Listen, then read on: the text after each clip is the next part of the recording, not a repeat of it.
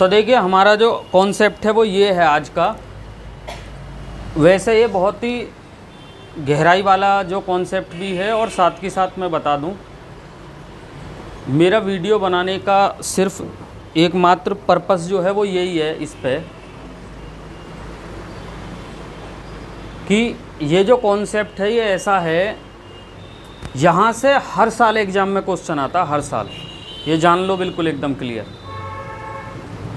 अब कहाँ से कौन सा बन के आ जाएगा ये आप देखना कि इस वीडियो के माध्यम से मैं इसे बताऊंगा, ठीक है, क्लियर।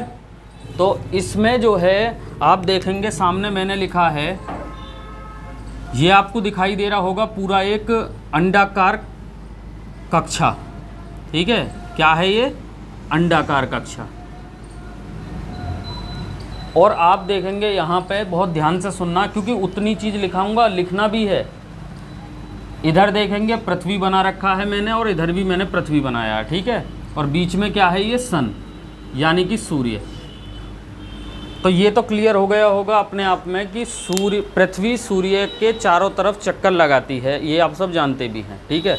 और उसी बेसिस में जितने भी सवाल वनडे एग्ज़ाम में बनते हैं, किसी भी कॉम्पिटिटिव एग्ज़ाम में, चाहे कॉम्पिटिटिव एग्ज़ाम का लेवल कुछ भी हो, ए ग्रेड के हों, चाहे बी ग्रेड के एग्ज़ाम हो, चाहे सी ग्रेड के हों, यहाँ से अक्सर सवाल एग्ज़ाम में आता है। तो आप देखेंगे यहाँ पर मैंने दो चीज़ें लिखी हैं। एक तो लिखा है अपसौर, और उसके बराबर में लिखा है अपहीलियन, ठीक है, अपहीलियन। अपसौर का मतलब है, आप देखेंगे यहाँ पे कि गौर से देखिए कि सूर्य से अधिकतम दूरी है यहाँ पर पृथ्वी की, और यहाँ क्या है? न्यूनतम दूरी।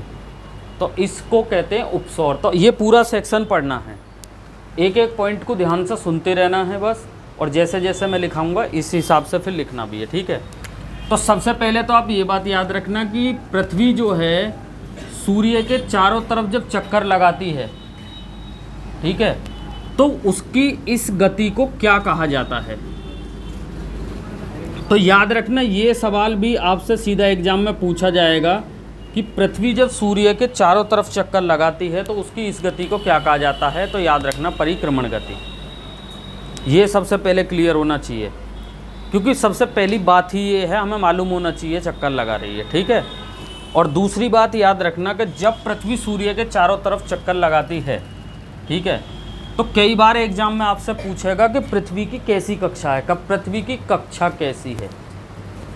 कक्षा का मतलब है उसकी जो ऑर्बिट है वो कैसी है। तो याद रखना पृथ्वी दीर्घ अंडाकार कक्षा में क्या करती है? चक्कर लगाती है सूर्य का, जैसा कि मैंने सामने बिल्कुल लिखा भी है। बहुत ध्यान से देखें, बिल्कुल अंडाकार ही बनाने का मैंने प्रयास किया है ताकि ये समझ में आए चीज़ें। अगर मैं गोल बना देता तो ये दूर और पास वाला सिस्टम ही ना होता। बहुत ध्यान से समझना, अगर मैं इसको कक्षा को गोल बना देता तो फिर उपसौर और अपसौर की घटना का कोई मतलब नहीं रह जाता। अंडाकार बनाने का ही कारण ये है कि अंडाकार होने के कारण क्या होगा, जब पृथ्वी सूर्य का चक्कर लगा रही होगी तो एक स्थिति ऐसी आएगी साल में कि जब पृथ्वी सूर्य के अधिकतम निकट दूरी पर होगी, मतलब अधिकतम निकट होगी, ऐसा समझ लो, ठीक है, मैक्सिमम निकट जिसे हम कह दें। और एक समय ऐसा आएगा जब पृथ्वी सूर्य से अधिकतम दूरी पर होगी। तो ये होता अंडाकार। तो दूसरा सवाल जो आपको याद रखना है इस कॉन्सेप्ट में वो ये है कि पृथ्वी सूर्य का चक्कर कैसी कक्षा में लगाती है। तो याद रखना ये है दीर्घ अंडाकार कक्षा में लगाती है। क्लियर? तो सबसे पहले स्टार्ट करें इसी से, जो स्टेप बाय स्टेप लिखना है। सबसे पहले तो लिखिए पृथ्वी सूर्य के चारों ओर, पृथ्वी सूर्य के चारों ओर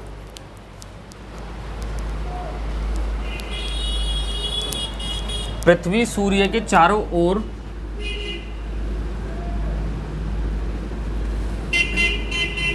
जो गति करती है, पृथ्वी सूर्य के चारों ओर जो गति करती है, पृथ्वी की इस गति को परिक्रमण गति कहा जाता है। पृथ्वी की इस गति को परिक्रमण गति कहा जाता है।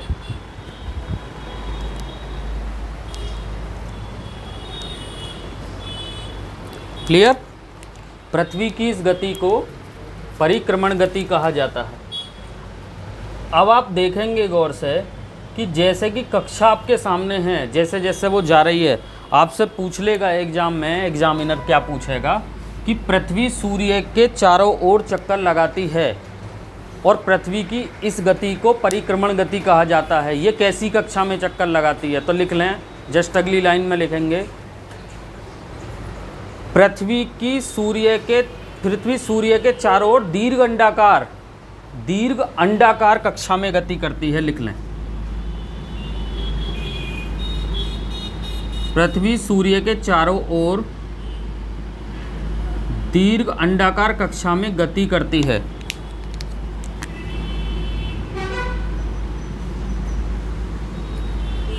दीर्घ अंडाकार कक्षा में गति करती है।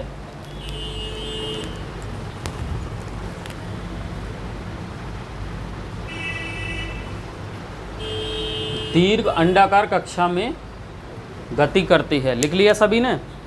अब आप ध्यान से सुनना, कॉन्सेप्ट क्या हुए हैं कि अब देखिए, अब होता क्या है कि आप जानते होंगे इस बात को, नहीं भी जानते हैं तो ध्यान से सुनिए। जब पृथ्वी सूर्य के चारों तरफ चक्कर लगाएगी, तो मैंने जब पहली क्लास पढ़ाई थी इसकी ज्योग्राफी में, उसमें भी कुछ मोटा मोटा बताया था कि पृथ्वी अगर अपने अक्ष पर घूमती है तो उसके कारण दिन और रात होते हैं, और पृथ्वी यदि सूर्य के चारों तरफ चक्कर लगा रही है तो उसके कारण वर्ष होता है, यानी कि जिसको हम इंग्लिश में कहते हैं ईयर, यानी कि साल। ठीक है, तो जस्ट अगली लाइन में लिखें, पृथ्वी की इस गति के कारण साल होता है। लिख लें, पृथ्वी की इस गति के कारण साल होता है, यानी कि अगर मैं कहूँ किस गति के कारण, तो आप कहोगे परिक्रमण गति के कारण।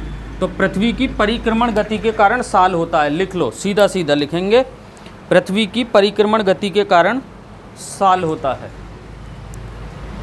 अब जरा ध्यान से सुनेंगे आगे क्या क्वेश्चन है। आगे का क्वेश्चन थोड़ा सा लेवल टफ है, क्योंकि अक्सर ऐसे सवाल आते हैं। ठीक है, आपसे पूछ लेगा कि पृथ्वी सूर्य का एक चक्कर लगाती है, कितने समय में लगाती है। ठीक है, तो देखिए पूरा का पूरा लिखना, लिख लें 365 दिन, पूरा लिखना है 365 दिन 5 घंटे, 365 दिन 5 घंटे 48 मिनट 48 मिनट और लिख लें 46 सेकेंड, 46 सेकेंड।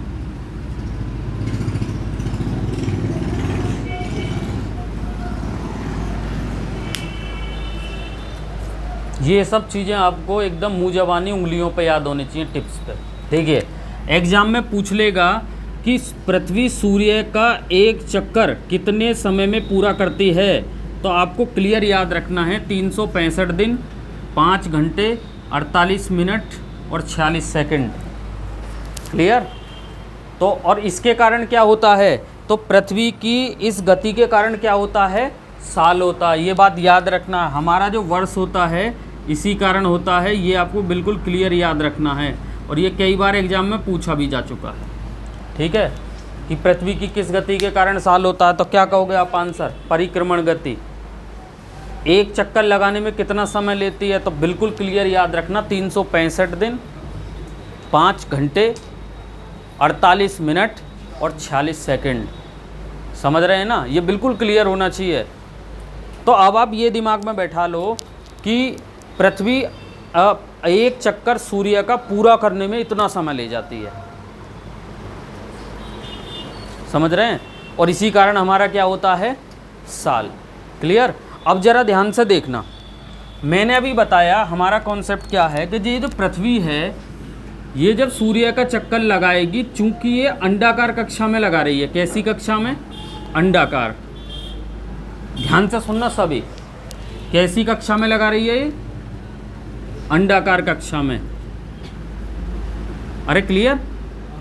तो मुझे एक बात बताइए कि एक स्थिति ऐसी आएगी जब पृथ्वी सूर्य के, चूंकि उसकी कक्षा अंडाकार है, तो एक स्थिति ऐसी आएगी जब वो उसके नज़दीक होगी, नज़दीक, जैसे ये चक्कर लगा रही है, ठीक है, अब ये चक्कर लगा रही है तो एक स्थिति क्या आएगी, जब इस तरीके से सूर्य के चारों तरफ ये घूम के जा रही है एक अंडाकार कक्षा में, तो सोचो एक स्थिति ऐसी आएगी कि सूर्य यहाँ है और ये यहाँ पर आ जाएगी, मतलब सूर्य के अधिकतम नज़दीक। बात को समझिए, सूर्य से अधिकतम नज़दीक या नज़दीक कह दो, सीधी सी बात है, नज़दीक होगी।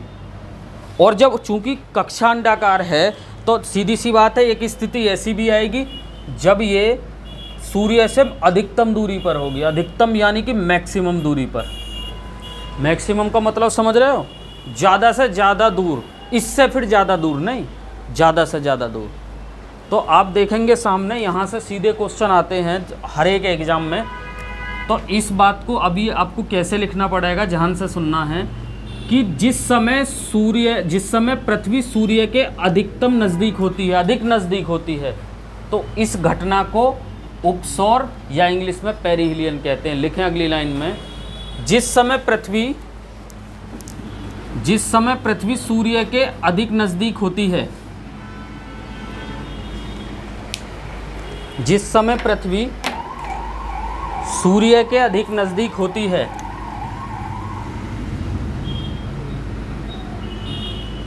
जिस समय पृथ्वी सूर्य के अधिक नज़दीक होती है, लिख लें, इस घटना को उपसौर की घटना कहा जाता है। इस घटना को उपसौर की घटना कहा जाता है।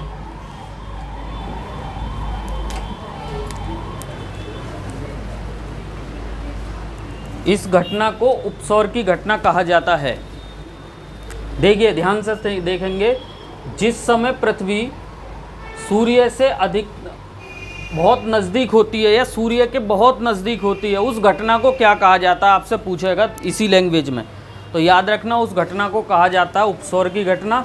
और हाँ, इंग्लिश में पेरिहिलियन भी आपको याद रख के चलना पड़ेगा। कई बार ऐसा होता, इसको हिंदी में इसी तरीके से लिख के पूछ लिया जाएगा, पेरिहिलियन।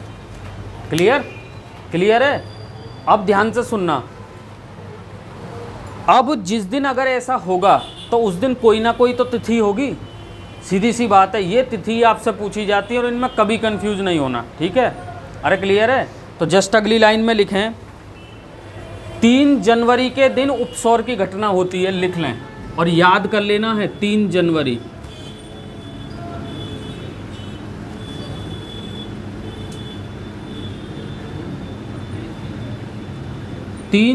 के दिन उपसौर की घटना होती है।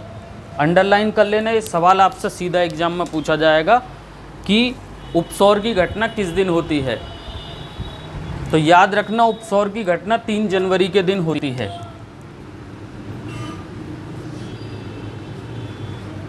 क्लियर? अरे क्लियर है। ये सवाल आपसे बिल्कुल इसी लैंग्वेज में आएगा कि उपसौर की घटना किस दिन होती है, 3 जनवरी। अच्छा बच्चों, जरा थोड़ा ध्यान से सुनना इस कॉन्सेप्ट को। एक सेंस लगाओ दिमाग में, कुछ इसे इस तरीके से भी सोचते होंगे, पर मैं बता रहा हूँ, इसे ध्यान से समझना। अगर पृथ्वी सूर्य के नज़दीक होगी तो क्लियर सी बात है कि गर्मी ज़्यादा पड़नी चाहिए। भाई सीधी सीधी बात है, गर्मी ज़्यादा पड़नी चाहिए। और अगर सूर्य से पृथ्वी अधिकतम दूरी पर होगी, जैसा कि मैंने यहाँ दर्शाया, तो सीधी सी बात है गर्मी उतनी नहीं पड़नी चाहिए, कम पड़नी चाहिए। ऐसा ही है।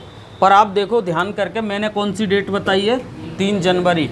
और आप देखोगे 3 जनवरी को हमारे यहाँ ठंड पड़ती है। 3 जनवरी को हमारे यहाँ क्या पड़ती है, ठंड। दरअसल में इसका कारण क्या है, इसका कारण ये है 3 जनवरी का, चूँकि पृथ्वी 2 गोलार्धों में बटी हुई है, पूर्वी गोलार्ध और पश्चिमी गोलार्ध। दरअसल में ऐसा होता है कि 3 जनवरी के दिन, जिस दिन उपसौर की घटना होती है, उस दिन पूर्वी गोलार्ध, चूँकि हम कहाँ आते हैं, पूर्वी गोलार्ध में, जैसा कि मैंने स्टार्ट वाली क्लास में भी बताया, उस दिन सूर्य के सामने पश्चिमी गोलार्ध सामने होता है। बात को समझिए, उस दिन, जिस दिन 3 जनवरी के दिन, यानी कि पश्चिमी गोलार्ध सूर्य के सामने होता है। बात समझ रहे हैं ना, इसलिए पश्चिमी गोलार्ध में गर्मी पड़ रही होगी, ये क्लियर जान लो। कुछ बच्चे क्या होते हैं कि इस कॉन्सेप्ट को इंडिया से लिंक करने लगते हैं कि जी इंडिया में तो 3 जनवरी को ठंड रहे और आप बता रहे हो कि ऐसे। तो दरअसल में पूरा कॉन्सेप्ट समझो।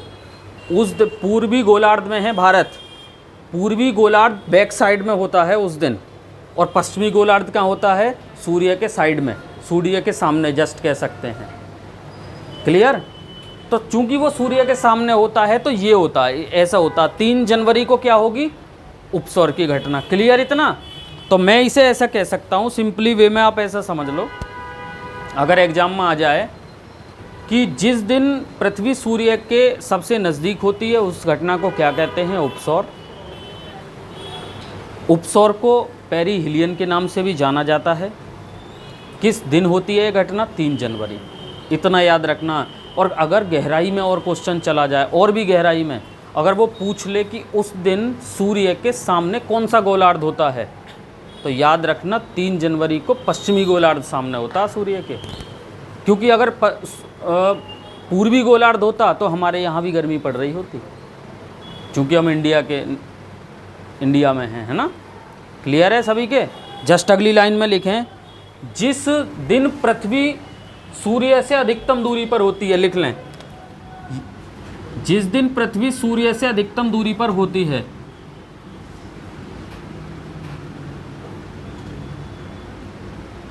जिसको समझ में ना आए कुछ भी चीज़ें पूछ सकते हैं बीच में भी, क्लास चलते में भी। क्लियर? तो ध्यान देना है, जिस दिन पृथ्वी, आगे लिखेंगे, जिस दिन पृथ्वी सूर्य से अधिकतम दूरी पर होती है, जिस दिन पृथ्वी सूर्य से अधिकतम दूरी पर होती है, इस घटना को अपसौर, इस घटना को अपसौर या अपहीलियन कहा जाता है। लिख लेंगे, इस घटना को अपसौर या अपहीलियन कहा जाता है।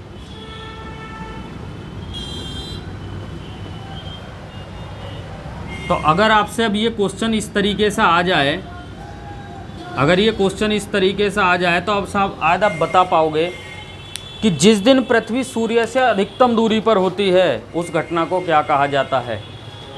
अपसौर की घटना कहा जाता है। क्लियर? या फिर अपहीलियन कहा जाता है। आपसे पूछेगा अच्छा ये किस दिन होती है घटना, तो याद रखना इधर जस्ट बराबर में लिख लें, यह घटना 4 जुलाई के दिन होती है। लिख लें,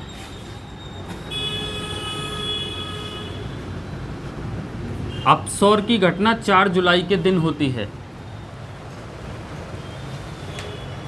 ये बिल्कुल क्लियर कट लिख लो, अपसौर की घटना 4 जुलाई के दिन होती है। क्लियर? दोनों सवाल आपको एकदम दिमाग में रख के चलने हैं। अगर पूछे उपसौर की घटना किस दिन होती है तो आप कहोगे उपसौर की घटना 3 जनवरी के दिन होती है। अगर आपसे कहे अपसौर की घटना किस दिन होती है तो अब आप कहोगे 4 जुलाई के दिन होती है। क्लियर है सभी के? अरे इतना क्लियर? अब देखो अगला कॉन्सेप्ट सुनेंगे, क्या पूछा जाता है। ये सवाल कई बार आए हैं एग्जाम में। मुझे एक बात बताइए, अगर ये स्थिति बन रही होंगी तो ऐसा भी तो होगा कि अगर मैक्सिमम दूरी पे है पृथ्वी तो उसकी भी कोई लंबाई होगी, दूरी होगी, और जो अधिक उपसौर वाली है उसकी भी कोई दूरी होगी, और एक नॉर्मल दूरी भी होती है। 3 सवाल यहाँ से पूछे जाते हैं, तीनों के तीनों देखो इस तरीके से लिखने हैं जो याद रहें आपके। यहाँ लिख रहा हूँ आपके सामने, बिल्कुल ऐसे ही याद रखने हैं। अगर आपसे एग्जाम में पूछ ले कि उपसौर के घटना के दिन, किसके?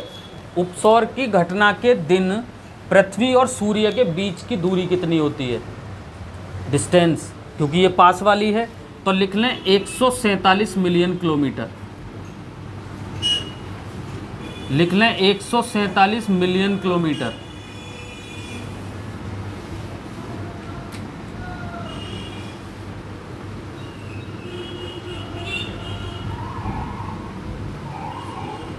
एक 147 मिलियन किलोमीटर।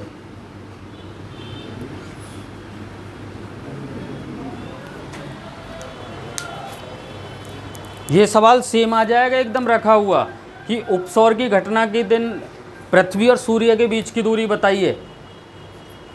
और एक बात ध्यान रखना, अगर ये सवाल आता है कि उपसौर की घटना के दिन पृथ्वी और सूर्य के बीच की दूरी बताइए तो ऑप्शन में सारे ही होंगे फिर। अपसोर वाली भी दे देगा ऑप्शन में, इसे भी दे देगा और एवरेज दूरी भी दे देगा, तीनों के तीनों देगा, जिससे कि क्वेश्चन को और टफ बनाया जा सके। ठीक है, तो याद रखना 147 मिलियन किलोमीटर। और अगर पूछ ले कि अपसोर की घटना के दिन कितनी होती है, क्योंकि ये अधिकतम है, तो लिख लें 152 मिलियन किलोमीटर, लिख लें 152 मिलियन किलोमीटर।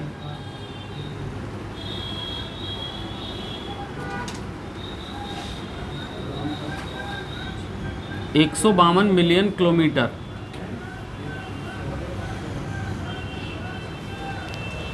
सीधा सीधा याद रखना है, एग्जाम में पूछा जा सकता है कि अपसौर की घटना के दिन, किसकी घटना के दिन, अपसौर की घटना के दिन, या कह दो जिस दिन पृथ्वी सूर्य से अधिकतम दूरी पर होती है उस दिन दोनों के बीच की दूरी कितनी होती है। तो दोनों के बीच की दूरी होती है 152 मिलियन किलोमीटर, याद रखना। Clear, 2 steps. और तीसरा पूछ लिया जाता अगर पूछे कहीं एवरेज दूरी, ये कई बार आया भी है, ये प्रश्न कई बार सिविल सेवा में भी आया है, एसएससी में भी आया है, रेलवे में भी आया है। तो याद रखना अगर एवरेज दूरी पूछे, देखिए इसका पूछने का तरीका क्या होगा क्वेश्चन का। अगर क्वेश्चन पूछे आपसे कि अपसौर की घटना के दिन, तब आप उसका उत्तर देंगे। अगर पूछे उपसौर की घटना के दिन, तब आप ये उत्तर देंगे।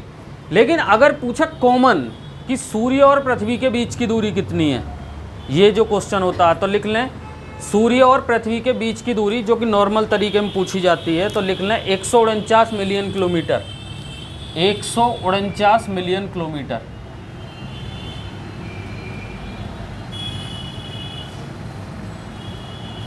एक 149 मिलियन किलोमीटर।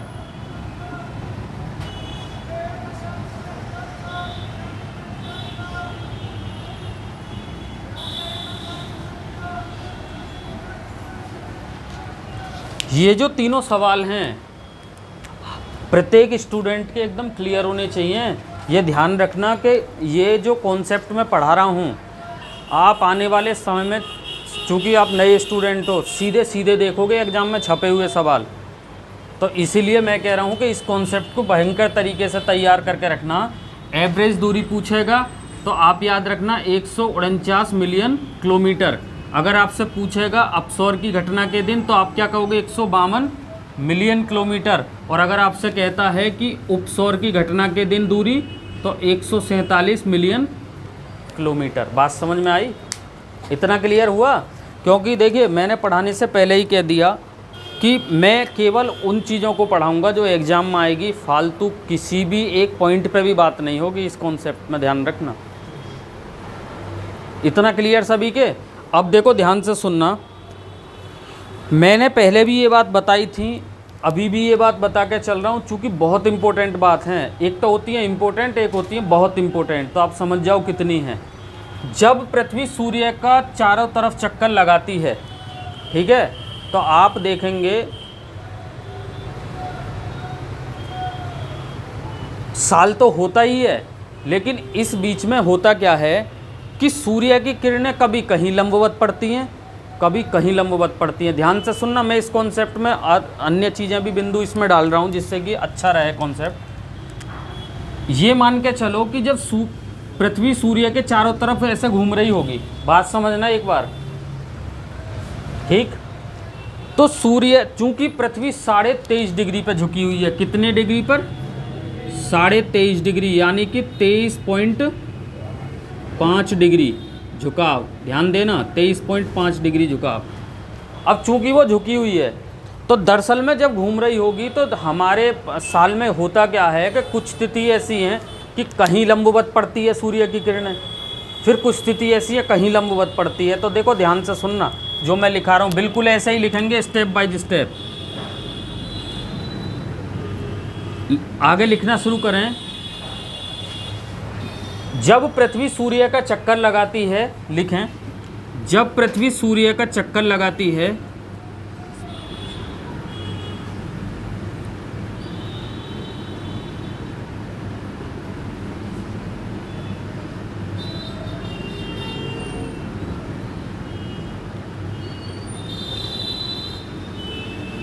जब पृथ्वी सूर्य का चक्कर लगाती है तो 21 मार्च और 23 सितंबर को लिख लें। 21 मार्च और 23 सितंबर को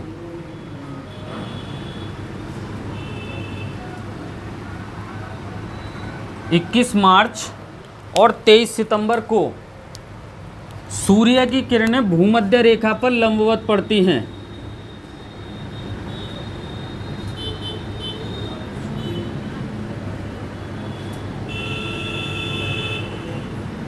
भूमध्य रेखा पर लंबवत पड़ती हैं। भूमध्य रेखा पर लंबवत पड़ती हैं। इसी कारण पूरे विश्व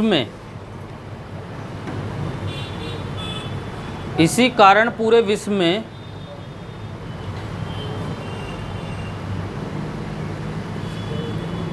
इन तिथियों को बराबर का दिन और बराबर की रात होती है। इसी कारण पूरे विश्व में इन तिथियों को बराबर का दिन और बराबर की रात होती है।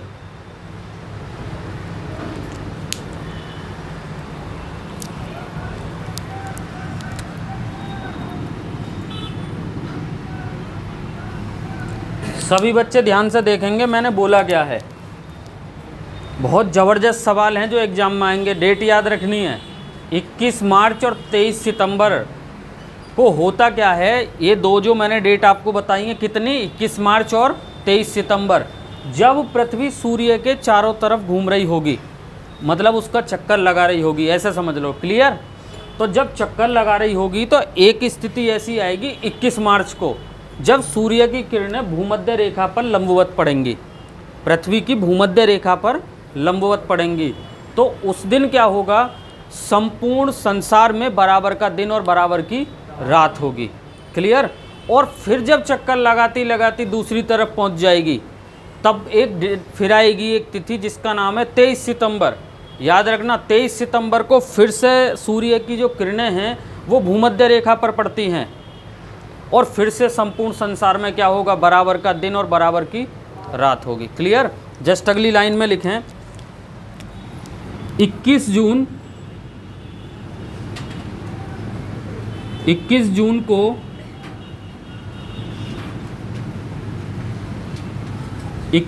को सूर्य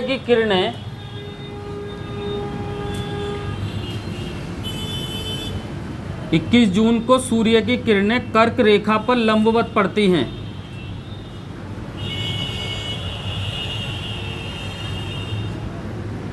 इक्कीस जून को सूर्य की किरणें कर्क रेखा पर लंबवत पड़ती हैं।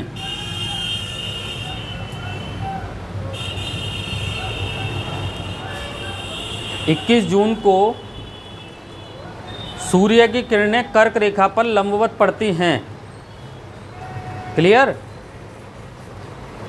इस दिन उत्तरी गोलार्ध में सबसे बड़ा दिन और सबसे छोटी रात होती है। इस दिन उत्तरी गोलार्ध में सबसे बड़ा दिन और सबसे छोटी रात होती है।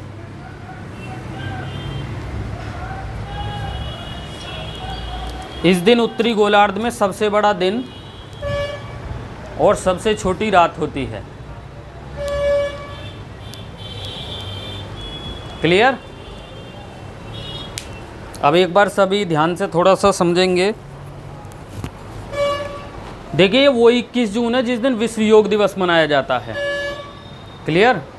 और 21 जून को होता क्या है, देखो मैं आपको बता दूं, जैसे जैसे पृथ्वी सूर्य का चक्कर लगा रही होगी अपनी कक्षा में, और चूंकि कक्षा कैसी है, दीर्घ अंडाकार, तो एक समय ऐसा आएगा, स्टूडेंट ध्यान से सुनना, कि 21 जून को सूर्य की किरणें अब की बार लंबवत पड़ेंगी किस पर, कर्क रेखा पर। और कर्क रेखा पर जैसे ही लंबवत पड़ेंगी तो जो उत्तरी गोलार्ध है, उत्तरी गोलार्ध, उस उत्तरी गोलार्ध में सबसे बड़ा दिन और सबसे छोटी रात होगी। क्लियर? और ये भी क्यों हुआ, ऐसा क्यों हुआ, क्योंकि पृथ्वी 23.5 डिग्री पर झुकी हुई है और वो सूर्य के चारों ओर चक्कर लगा रही है। ऐसा इसलिए हुआ क्योंकि अगर पृथ्वी 23.5 डिग्री पर झुकी ना होती, उदाहरण के लिए समझिए, IAS PCS इंटरव्यू वाला सवाल समझ रहे हैं, अगर पृथ्वी 23.5 डिग्री पर झुकी ना होती तो क्या होता, तो ये होता सूर्य की किरणें फिर लंबवत भूमध्य रेखा पर ही पड़ती, और भूमध्य रेखा पर पड़ती तो संपूर्ण विश्व में बराबर के दिन और क्या होती, बराबर की रात होती। बात समझ में आई? तो इतना है। अब आगे लिखें नेक्स्ट अगली लाइन से, 22 दिसंबर 22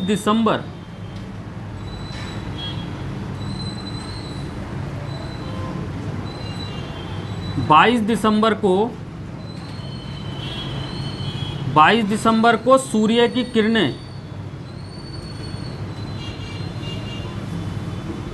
मकर रेखा पर लंबवत पड़ती हैं।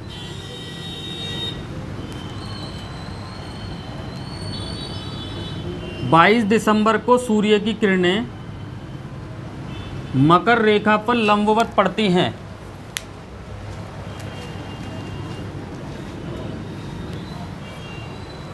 अब चूंकि मकर रेखा कहाँ पर है, दक्षिणी गोलार्ध में, तो लिख लें इस तिथि को दक्षिणी गोलार्ध में सबसे बड़ा दिन और सबसे छोटी रात होती है। इस तिथि को दक्षिणी गोलार्ध में सबसे बड़ा दिन और सबसे छोटी रात होती है।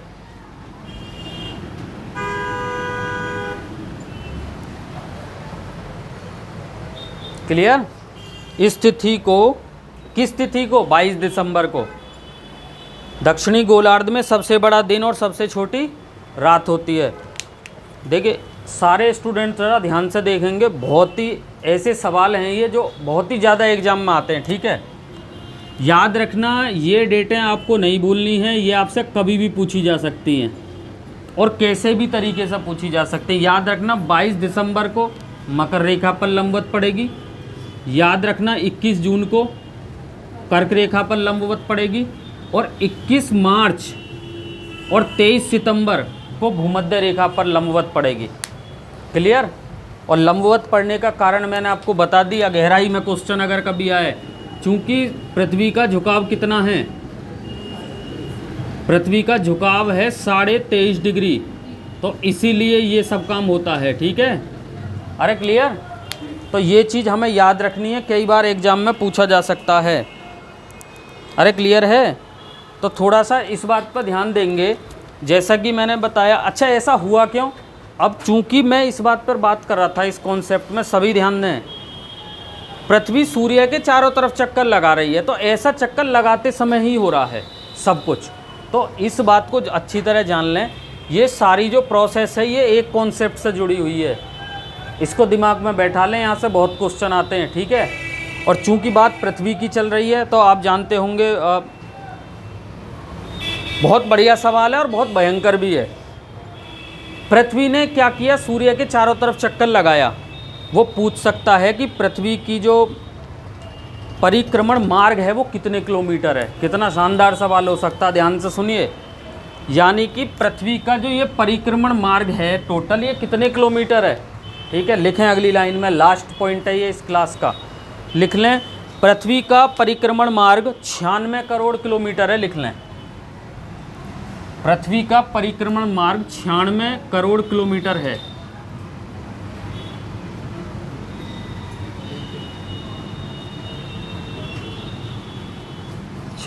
करोड़ किलोमीटर,